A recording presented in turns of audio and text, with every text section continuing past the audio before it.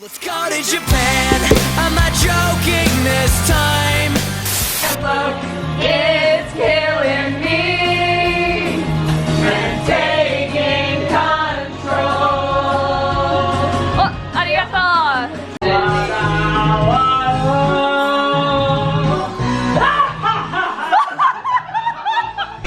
Wake me up, wake me up, I can't wake up, wake me up and save me.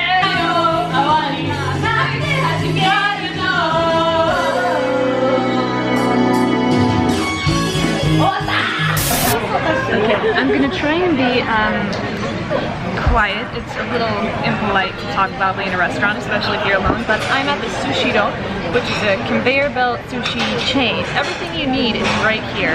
You have your menu to order from in various languages at this particular establishment. You have tea right here with a hot water dispenser. Usually they have green tea, maybe some other types are available. And yeah, you just order your sushi, it comes to you on a tray, and then they count up your plates at the end and charge you according to how much you ate.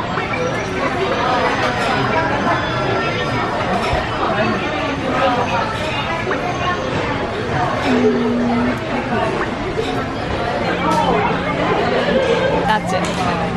Number one, number two. They come usually in 2 pieces or 1 piece per plate. Each of these plates is 100 yen or about $1. This is pumpkin tempura. And this is Japanese pumpkin, which means that when cooked you can eat the crust. Delicious, like the texture of a tempura shrimp. Well, softer, but the outside is that crunchy, lovely texture. Really good. Crab meat, crab butter, candied sweet potato, sesame mochi. Let's take a look. I decided to go a little more traditional today. Of course, they offer parfaits and ice cream and chocolate cake and things like that, but I've never tried this. I love sweet potato. Let's try the candied stuff. Well, it's not actually candied, it's honeyed and then chilled.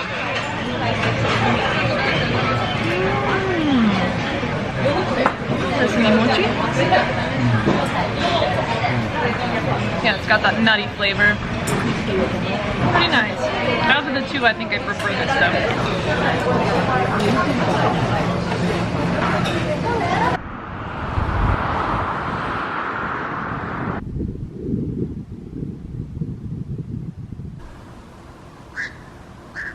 That sushi was really good. It worked out to 1,100 yen, which is like $12 for all that sushi. For a full meal and a couple of desserts. Pretty good. Oh, here comes the train.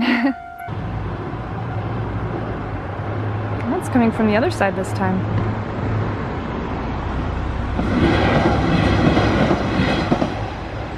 Here it's really not that big of a deal if you get caught by the train. You'll be delayed at most a minute or a minute and a half. Whereas where I came from, the trains were hundreds of cars long and you could be delayed for 20 minutes to a half hour if you didn't beat the trains. So while I'm heading home tonight, I will walk my bike. I want to talk about a subject that I find really interesting, language-wise, between English and Japanese. So in Japanese, they use pronouns pretty differently. There are different pronouns, as in many languages, for levels of formality. It can be pretty impolite to refer to your superior with the informal kimi, for example. The easiest way to insult somebody in Japanese is to use the wrong pronoun when addressing them. There are some that are reserved for, especially when they're angry. If somebody calls you teme, them is fighting words. They're just saying you, but it's in an extremely informal manner. You'll also hear them say koitsu, which just kind of means this guy, not using any pronoun really, not really recognizing your personhood, which is quite an insult. So the thing that I like about Japanese pronouns is that you use them as a signal to show people what you think of yourself and how you want to be presented in that relationship. Whereas pronouns in English, the only singular pronoun is I.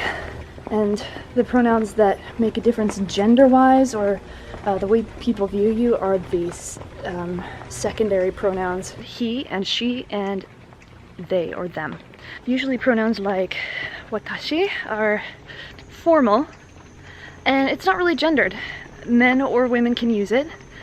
Of course, this is a first person pronoun like me, I, watashi. It's a pretty good default if you're learning the language.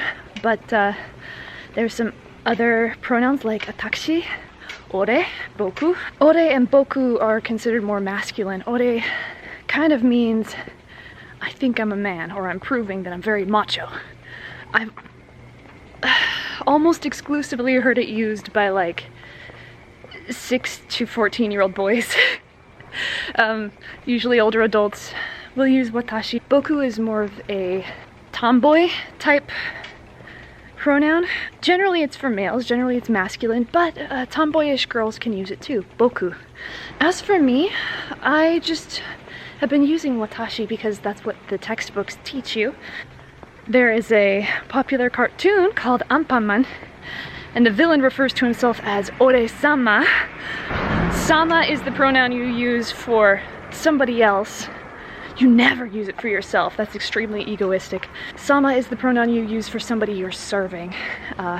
Your lord, your master, or your customer. So referring to oneself as Ore-sama is just this whole level of narcissism that comes out really funny in the cartoon, but were it to happen in real life, it would just be like unbelievable. So that was conveyor belt sushi. Those are also my thoughts on pronouns, at least until I gain some more skill in the language. Tell me down below, what pronoun would you use in Japanese? Would you use a gender neutral one? Would you use a masculine one? Would you show people that you're trying to prove yourself? Or would you just be humble as possible? As always, you guys are great, and don't you panic.